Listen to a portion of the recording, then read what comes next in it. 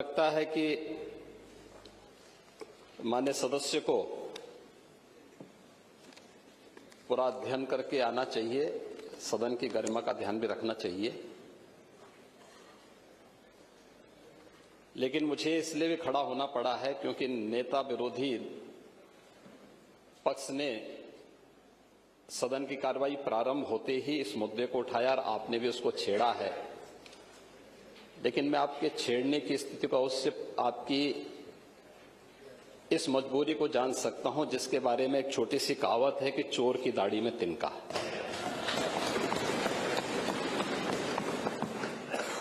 प्रश्न है नकली दवाओं के सेवन से होने वाली मौतों के बारे में, जिसके बारे में उनको उत्तर दिया गया है कि इस प्रकार के कोई भी प्रकरण अभी तक उत्तर प्रदेश सरकार के संज्ञान में नहीं है। दूसरा, समय समय पर इस दिशा में खाद्य सुरक्षा और औषधि प्रशासन विभाग के द्वारा छापेमारी की कार्रवाई भी होती है। उत्तर प्रदेश के अंदर कोडिन कफ सिरप के मामले में, जिसको नेता विरोधी दल, मैं तो ये मानता था कि उम्र के चौथे पड़ाव पर व्यक्ति सच बोलने का आदि कम से कम इस उम्र में तो होगा ही, लेकिन इस उम्र में भी इस समाजवादी उनको झूठा बुलवा देते हैं। इस उम्र में तो कम से कम उसे झूठ मत बुलवाओ भाई, सच बोलने के उनको आदी होना चाहिए। और तो चेयर पे बैठ चुके हैं लंबे समय तक, स्पीकर के रूप में उन्होंने सदन को आगे बढ़ाया है। कोडिन कफ सिरप से उत्तर प्रदेश के अंदर कोई मौत नहीं हुई है। एक। दूसरा, इस मामले में एनडीपीएस के अंतर्गत कार्रवाई होगी। ये उत्तर प्रदेश सरकार इस मामले को कोर्ट में जीती है, उत्तर प्रदेश ने इस मामले को लड़ा है। तीसरा, उत्तर प्रदेश में इसका जो सबसे बड़ा होलसेलर, जो बड़े होलसेलर हैं, जिसको सबसे पहले एसटीएफ ने पकड़ा था 2016 में, उसको लाइसेंस समाजवादी पार्टी ने जारी किया था। जो फोटो रिलीज हो रही हैं, देश के अंदर दो नमूने हैं, एक दिल्ली में और एक लखनऊ में बैठते हैं। जब देश में कोई चर्चा होती है तो तुरंत वह देश छोड़ करके भाग जाते हैं। और मुझे लगता है कि यही आपके बबुआ के साथ भी हो रहा होगा। वह भी देश से फिर जाएंगे इंग्लैंड की सैर सपाटे में और आप लोग यहां चिल्लाते रहेंगे। महोदय, कोडिन कफ सिरप का मुद्दा जो इन्होंने उठाया है, मुद्दा था नकली दवाओं के सेवन के कारण होने वाली मौतों का। और उसके बारे में हमने पहले ही बताया है कि नकली दवा के कारण होने वाली मौत के प्रकरण की कोई भी बात अभी तक शासन के संज्ञान में नहीं आई है। और समय समय पर एफएसडीए विभाग इसको लेकर के छापेमारी करती है, कार्रवाई करती है। कंपनियों में भी इस प्रकार की कार्रवाई होती है। यूपी के अंदर कोडिन कफ सिरप, इसके केवल स्टॉकिस्ट हैं, होलसेलर हैं। इसका यहां पे प्रोडक्शन नहीं होता है। ये मध्य प्रदेश में, हिमाचल में और अन्य राज्यों में होता है। और जो मौत के प्रकरण सामने आए हैं, वे मौत के प्रकरण अन्य राज्यों में आए हैं। जिन राज्यों में आए हैं, वह जो भी प्रकरण सामने आए हैं, यह तमिलनाडु में बने हुए एक सिरप के कारणों सामने आई है। ये पूरा प्रकरण इलीगल, यानी इसमें एडिटेशन का भी नहीं है, यह इलीगल डाइवर्जन का है। इस डाइवर्जन के माध्यम से इन होलसेलर ने, जिसमें सहारनपुर का भी है, गाजियाबाद का भी है, वाराणसी का भी है, लखनऊ का भी है और कानपुर का भी है, इन लोगों ने इसको उन देशों में पहुंचाया है, उन राज्यों में पहुंचाया है जहां मद्य निषेध है, लेकिन वहां पे नशे के आदी लोगों को इसको लेने की एक आदत सी है, तो वहां पर उसका दुरुपयोग किया गया है, जबकि बिना चिकित्सीय परामर्श के इसका सेवन नहीं हो सकता, खासतौर पर बच्चों के लिए। एडल्ट भी चिकित्सीय परामर्श से ही इसका सेवन करता है। कौन ऐसा व्यक्ति है जिसने कफ सिरप नहीं लिया? खांसी होती है, हर व्यक्ति लेता है, लेकिन चिकित्सीय परामर्श से उसमें लिखा जाता है। क्योंकि पढ़ाई लिखाई से आप लोगों का कोई वास्ता है नहीं, इसलिए आप लोग हमेशा इस प्रकार की बातें करते हैं। अब बात पहले अब सुन लीजिए ना, आपने पूरी बात बोली तो हम लोगों ने आपकी बात सुनी, आप लोग चिल्लाते रहे तब भी हम आपकी बात सुनते रहे। अब कम से कम हमारी बात तो सुन लें। ये कार्रवाई सरकार ने की है और सरकार ने इसके लिए 79 अभियोग अब तक दर्ज किए हैं। इसमें 225 अभियुक्तों को इसमें नामजद किया है। 78 अभियुक्त अब तक गिरफ्तार हुए हैं। 134 फर्म पर एक छापेमारी की कार्रवाई हुई है और इसमें अब तक जिन क्षेत्रों में ये आई हुई अलग अलग राज्यों से जुड़े हुए यह सभी केंद्र हैं, और मुझे लगता है अगर आप इसकी गहराई में जाएंगे तो घूम फिर करके वही मामला है कि वो कहीं ना कहीं कोई ना कोई समाजवादी पार्टी से जुड़ा हुआ नेता या उनसे जुड़ा हुआ कोई ना कोई व्यक्ति उसकी चपेट में आता है। और इलीगल ट्रांजैक्शन भी जो हुआ है वह भी आपकी लोहिया बहाने के एक पदाधिकारी के अकाउंट के माध्यम से हुआ है। एसटीएफ इसकी जांच कर रही है। इस पूरे मामले में हाईकोर्ट से उस पूरे मामले को एनडीपीएस के अंतर्गत इस मामले में मुकदमा चलना चाहिए। यह उत्तर प्रदेश सरकार ने इस लड़ाई को लड़ा है और उसको जीता है, और इस मामले में कोई भी अपराधी छूटने नहीं पाएगा। और चिंता मत करिए, समय आने पर बुलडोजर एक्शन भी, उसकी तैयारी भी रहेगी। उस समय चिल्लाना मत। Retiring early doesn't mean putting the brakes on health insurance.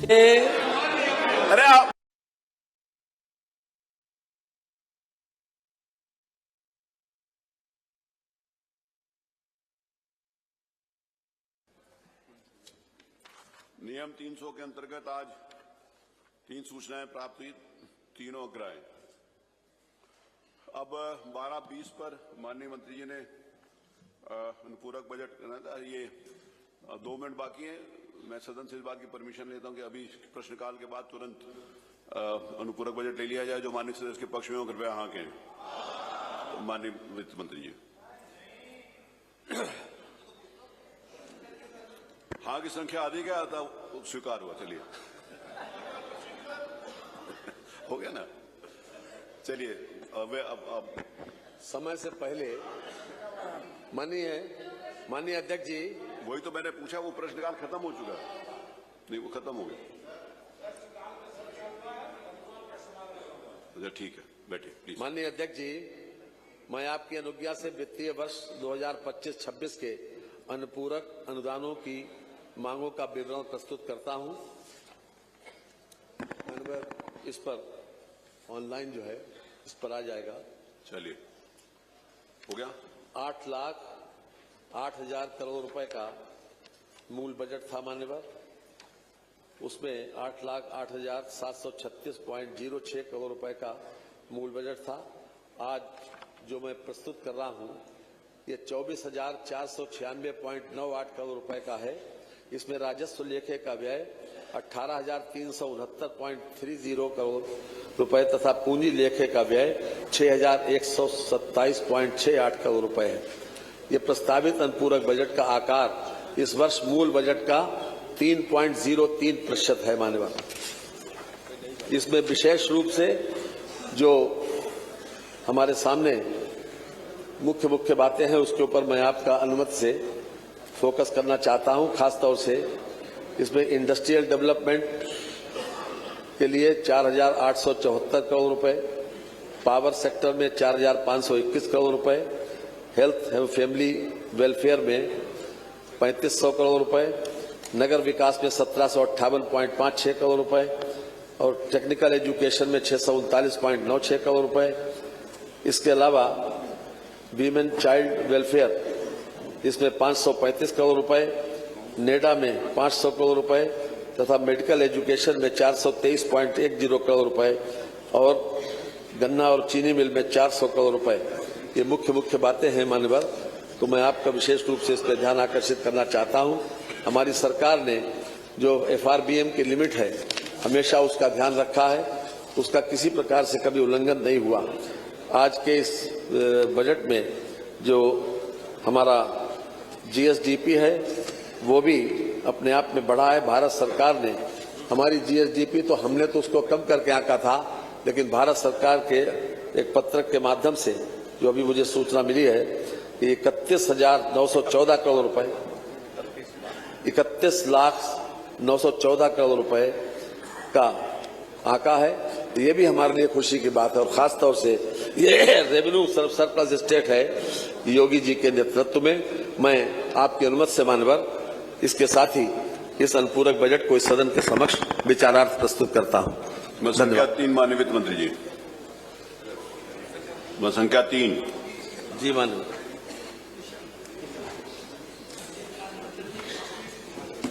Ji. Copy इस पे आ गई, कॉपी आ गई, सभी के उसमें है कापी आ गई मानवर। आपके टैबलेट मानवर देखें। उत्तर प्रदेश पेंशन की हकदारी तथा विधिमान्यकरण अध्यादेश 2025 उत्तर प्रदेश अध्यादेश संख्या 9 सन 2025 को सदन के पटल पर रखता हूं। मत संख्या 4 माननीय शिक्षा मंत्री। माननीय अध्यक्ष जी, मैं आपकी अनुज्ञा से उत्तर प्रदेश निजी विश्वविद्यालय विदिन ब्रैकेट तृतीय संशोधन अध्यादेश 2025 विदिन ब्रैकेट उत्तर प्रदेश अध्यादेश संख्या 10 सन 2025 को सदन के पटल पर रखता हूं। मत संख्या 5 मणिनगर विकास मंत्री। माननीय अध्यक्ष जी, आपके अनुज्ञा से उत्तर प्रदेश नगर निगम संशोधन अध्यादेश 2025 उत्तर प्रदेश अध्यादेश संख्या 11 सन 2025 को सदन के पटल पर रखता हूं। मत संख्या 6 माननीय शिक्षा मंत्री। माननीय अध्यक्ष जी, मैं आपकी अनुज्ञा से उत्तर प्रदेश निजी विश्वविद्यालय विदिन ब्रैकेट चतुर्थ संशोधन अध्यादेश 2025 विदिन ब्रैकेट उत्तर प्रदेश अध्यादेश संख्या 12 सन 2025 को सदन के पटल पर रखता हूं। संख्या 7 माननीय शिक्षा मंत्री। 7 माननीय शिक्षा मंत्री। माननीय अध्यक्ष जी, मैं आपकी अनुज्ञा से उत्तर प्रदेश निजी विश्वविद्यालय विदिन ब्रैकेट पंचम संशोधन अध्यादेश 2025 उत्तर प्रदेश अध्यादेश संख्या 13 सन 2025 को सदन के पटल पर रखता हूं। संख्या 8 माननीय उद्योग ये बोलिए। माननीय अध्यक्ष जी, उत्तर प्रदेश सुगम व्यापार प्रावधानों का संशोधन अध्यादेश 2025 विदिन ब्रैकेट उत्तर प्रदेश अध्यादेश संख्या 14 सन 2025 को सदन के पटल पर रखता हूं। मत संख्या 9 माननीय शिक्षा मंत्री। माननीय अध्यक्ष जी, मैं आपकी अनुज्ञा से उत्तर प्रदेश शिक्षा सेवा चयन आयोग संशोधन अध्यादेश 2025 विदिन ब्रैकेट उत्तर प्रदेश अध्यादेश संख्या 15 सन 2025 को सदन के पटल पर रखता हूं। मत संख्या 10 माननीय अध्यक्ष जी, आपकी अनुज्ञा से उत्तर प्रदेश दुकान और वाणिज्य अधिष्ठान विदिन ब्रैकेट संशोधन अध्यादेश 2025 विदिन ब्रैकेट उत्तर प्रदेश अध्यादेश संख्या 16 सन 2025 को सदन के पटल पर रखता हूं। मत संख्या 11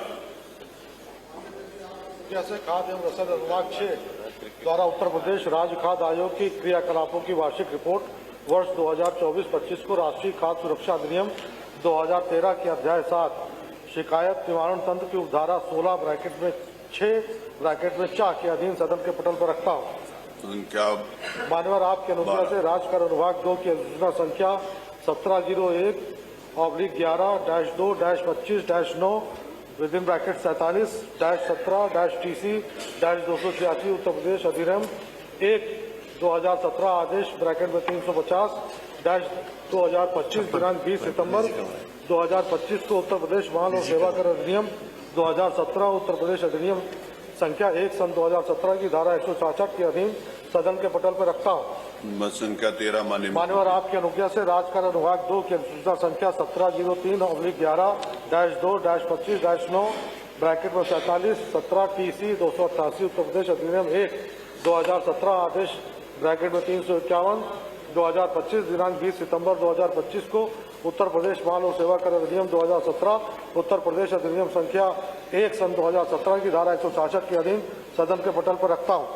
मत संख्या 14 मान्यवर आपकी अनुज्ञा से राजकारण विभाग 2 की अधिसूचना संख्या 1706/11-2-25-9 within bracket 47 17 TC 291 Uttar Pradesh अधिनियम 1 2017 आदेश ब्रैकेट में 352 2025 दिनांक 20 सितंबर 2025 को उत्तर प्रदेश माल और सेवा कर अधिनियम 2017 उत्तर प्रदेश अधिनियम संख्या 1 सन 2017 की धारा 166 के अधीन सदन के पटल पर रखता हूँ।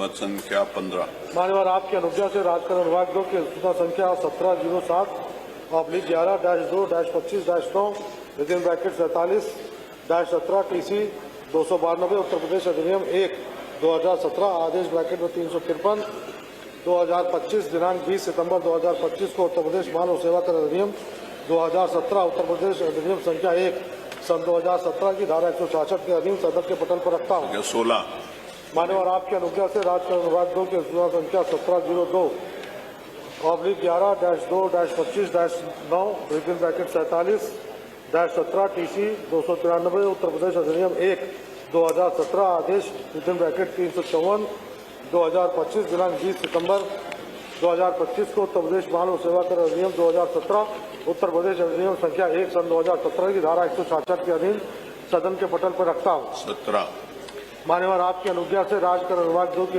अधिसूचना संख्या 1709/11-2-25-9 within bracket 47-17 TC 294 Uttar Pradesh अधिनियम 1 2017 आदेश विदिन ब्रैकेट 355-225 दिनांक 20 सितंबर 2025 को उत्तर प्रदेश माल और सेवा कर अधिनियम 2017 उत्तर प्रदेश अधिनियम संख्या 1 सन 2017 की धारा 166 के अधीन सदन के पटल पर रखता हूँ। 18 मान्यवर आपकी अनुज्ञा से राजकारण विभाग 2 की अधिसूचना संख्या 1711/11-2-25-9 within bracket 42-17 TC 74 Uttar Pradesh GST नियम 2017 आदेश विदिन ब्रैकेट 356 2025 दिनांक 20 सितंबर 2025 को उत्तर प्रदेश माल और सेवा कर अधिनियम 2017 उत्तर प्रदेश अधिनियम संख्या 1 सन 2017 की धारा 166 के अधीन सदन के पटल पर रखता हूँ। 19 मान्यवर आपकी अनुज्ञा से राजकारण विभाग 2 की अधिसूचना संख्या 1705/11-2-25-9 within bracket 47-17 TC 2090 Uttar Pradesh अधिनियम 1 2017 आदेश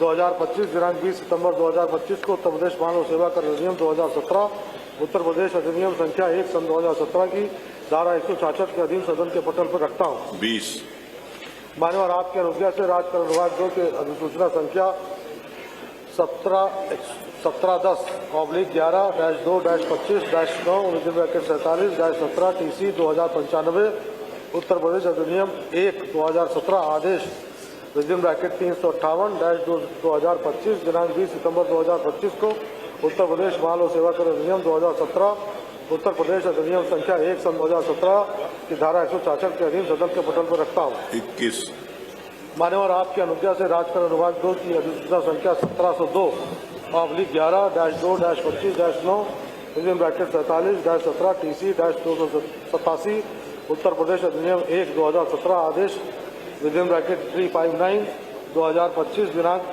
20 सितंबर 2025 को उत्तर प्रदेश माल और सेवा कर अधिनियम 2017 उत्तर प्रदेश अधिनियम संख्या 1 सन 2017 की धारा 166 के अधीन सदन के पटल पर रखता हूँ। 22 मान्यवर आपकी अनुज्ञा से राजकारण विभाग 2 की अधिसूचना संख्या 1700/11-2-25-9 within bracket 47-17 TC 285 Uttar Pradesh अधिनियम 1 2017 आदेश ब्रैकेट विदिन ब्रैकेट 360 2025 दिनांक 20 सितंबर 2025 को उत्तर प्रदेश माल और सेवा कर अधिनियम 2017 उत्तर प्रदेश अधिनियम संख्या 1 सन 2017 की धारा 166 के अधीन सदन के पटल पर रखता हूँ। 23 मानव आपकी अनुज्ञा से राज्य कर अनुभाग 2 की अधिसूचना संख्या 1704/11-2-5-25-9 within bracket 47-17 TC 289 Uttar Pradesh अधिनियम 1/2017 आदेश विदिन ब्रैकेट 361।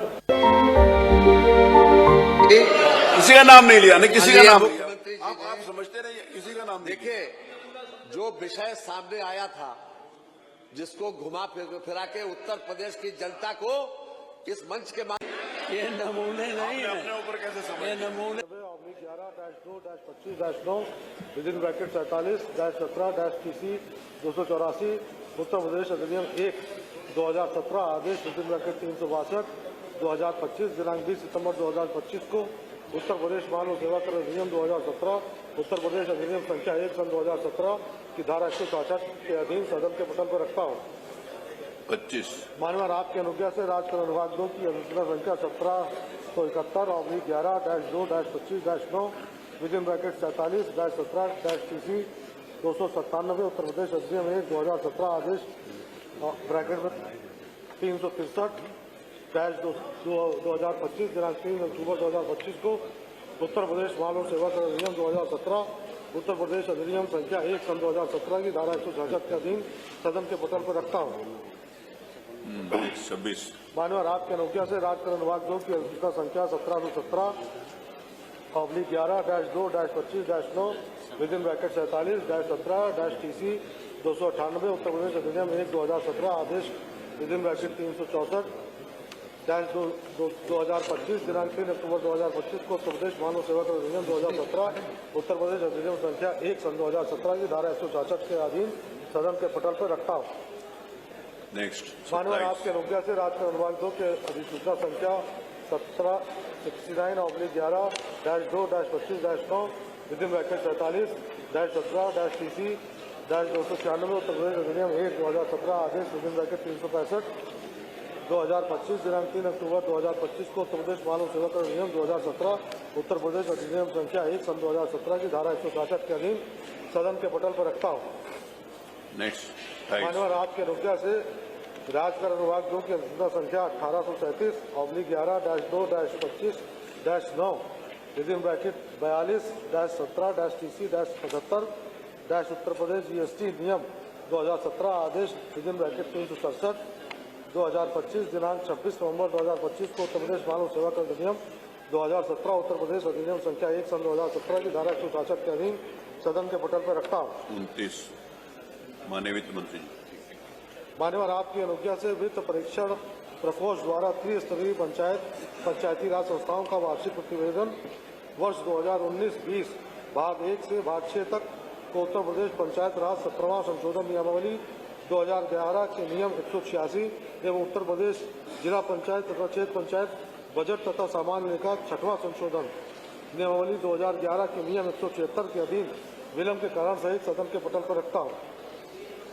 नेक्स्ट मान्यवर आपकी अनुज्ञा से संसदीय कार्य अनुभाग 2 की उत्तर प्रदेश विधानसभा के माननीय अध्यक्ष द्वारा जारी किए गए प्रक्रिया संबंधी निर्देश 16वां संस्कार का निर्देश संख्या 14 ब्रैकेट में 3 के अनुसार 18वीं विधानसभा के द्वितीय सत्र 2025 दिनांक 11 अगस्त 2025 से 14 अगस्त 2025 तक में नियम 301 के अंतर्गत ग्राह्य सूचनाओं पर कृत कार्यवाही का विवरण सदन के पटल पर रखता हूँ। नेक्स्ट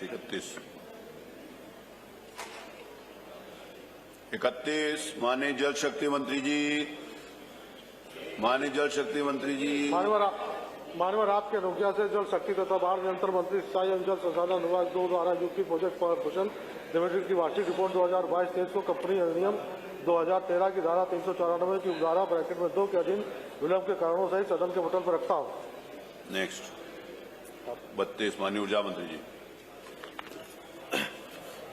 माननीय अध्यक्ष जी, आपकी अनुज्ञा से ऊर्जा निजी निवेश प्रकोष्ठ द्वारा उत्तर प्रदेश विद्युत नियामक आयोग वशवर्ती और नवीकरणीय ऊर्जा उत्पादन संयंत्र विनियमावलियां 2024 को विद्युत अधिनियम 2003 की धारा 182 के अधीन सदन के पटल पर रखता हूँ। मत संख्या 33 प्रमुख सचिव। उत्तर प्रदेश विधानसभा प्रक्रिया तथा कार्य संचालन नियमावली 2023 के नियम 149 के अंतर्गत सूचित किया जाता है कि निम्नलिखित विधेयक जो उत्तर प्रदेश विधानसभा द्वारा दिनांक 12 अगस्त 2025 को पारित किए गए थे, उत्तर प्रदेश विधान परिषद से बिना किसी संशोधन के दिनांक 13 अगस्त 2025 को वापस प्राप्त हो गए। उत्तर प्रदेश निजी विश्वविद्यालय संशोधन विधेयक 2025, उत्तर प्रदेश निजी विश्वविद्यालय द्वितीय संशोधन विधेयक 2025, उत्तर प्रदेश निरसन विधेयक 2025, उत्तर प्रदेश मोटरयान कराधान संशोधन विधेयक 2025, उत्तर प्रदेश माल और सेवा कर संशोधन विधेयक 2025, उत्तर प्रदेश लोक अभिलेख विधेयक 2025। निम्नलिखित विधेयक जो विधानसभा द्वारा दिनांक 13 अगस्त 2025 से दिनांक 14 अगस्त 25 तक अनवरत चले उपवेशन में दिनांक 14 अगस्त 2025 को पारित किए गए थे, विधान परिषद से बिना किसी संशोधन के 14 अगस्त को वापस प्राप्त हुए। उत्तर प्रदेश राजकोषीय उत्तरदायित्व एवं बजट प्रबंधन संशोधन विधेयक 2025, उत्तर प्रदेश श्री बांके बिहारी जी मंदिर न्यास विधेयक 2025, उत्तर प्रदेश राज्य लोक सेवा आयोग प्रक्रिया का विनियमन संशोधन 2025, उत्तर प्रदेश श्री बांके बिहारी जी मंदिर न्यास विधेयक 2025, जिसे उत्तर प्रदेश विधानसभा ने अपने दिनांक 13 अगस्त 2025 से दिनांक 14 अगस्त तक अनवरत चले उपवेशन में दिनांक 14 अगस्त 2025 को पारित किया गया था तथा उत्तर प्रदेश विधान परिषद ने अपनी दिनांक 14 अगस्त 2025 की बैठक में पारित किया था, पर राज्यपाल महोदय की अनुमति दिनांक 21 अगस्त 2025 को वापस प्राप्त हो गई और वह सन 2025 का उत्तर प्रदेश का चौथा अधिनियम बना। उत्तर प्रदेश निरसन विधेयक 2025, जिसे उत्तर प्रदेश विधानसभा ने अपने दिनांक 12 अगस्त 2025 के उपवेशन में पारित किया था तथा उत्तर प्रदेश विधान परिषद ने अपने दिनांक 13 अगस्त 2025 की बैठक में पारित किया था, पर राज्यपाल महोदय की अनुमति दिनांक 21 अगस्त 2025 को प्राप्त हो गई और वह सन 2025 का उत्तर प्रदेश का 5वां अधिनियम बन गया। उत्तर प्रदेश राज्य लोक सेवा आयोग प्रक्रिया का विनियमन संशोधन विधेयक 2025, जिसे उत्तर प्रदेश विधानसभा ने अपने दिनांक 13 अगस्त 2025 से दिनांक 14 अगस्त 2025 तक अनवरत चले उपवेशन में दिनांक 14 अगस्त 2025 को पारित किया था तथा उत्तर प्रदेश विधान परिषद ने अपनी दिनांक 14 अगस्त 2025 की बैठक में पारित किया था, पर राज्यपाल महोदय की अनुमति दिनांक 21 अगस्त 2025 को प्राप्त हो गई और वह सन 2025 का उत्तर प्रदेश का 6वां अधिनियम बन गया। उत्तर प्रदेश निजी विश्वविद्यालय संशोधन विधेयक 2025, जिसे उत्तर प्रदेश विधानसभा ने अपने दिनांक 12 अगस्त 2025 के उपवेशन में पारित किया था तथा उत्तर प्रदेश विधान परिषद ने अपनी दिनांक 13 अगस्त 2025 की बैठक में पारित किया था, पर राज्यपाल महोदय की अनुमति दिनांक 21 अगस्त 2025 को प्राप्त हो गई और वह सन 2025 का उत्तर प्रदेश का 7वां अधिनियम बन गया। उत्तर प्रदेश माल और सेवा कर संशोधन विधेयक 2025, जिसे उत्तर प्रदेश विधानसभा ने अपने दिनांक 12 अगस्त 2025 के उपवेशन में पारित किया था तथा उत्तर प्रदेश विधान परिषद ने अपनी दिनांक 13 अगस्त 2025 की बैठक में पारित किया था, पर राज्यपाल महोदय की अनुमति 21 अगस्त 2025 को प्राप्त हो गई और वह सन 2025 का उत्तर प्रदेश का 8वां अधिनियम बन गया। उत्तर प्रदेश निजी विश्वविद्यालय द्वितीय संशोधन विधेयक 2025, जिसे उत्तर प्रदेश विधानसभा ने अपने दिनांक 12 अगस्त 2025 के उपवेशन में पारित किया था तथा उत्तर प्रदेश विधान परिषद ने अपनी दिनांक 13 अगस्त 2025 की बैठक में पारित किया था, पर राज्यपाल महोदय की अनुमति दिनांक 21 अगस्त 2025 को प्राप्त हो गई और वह सन 2025 का उत्तर प्रदेश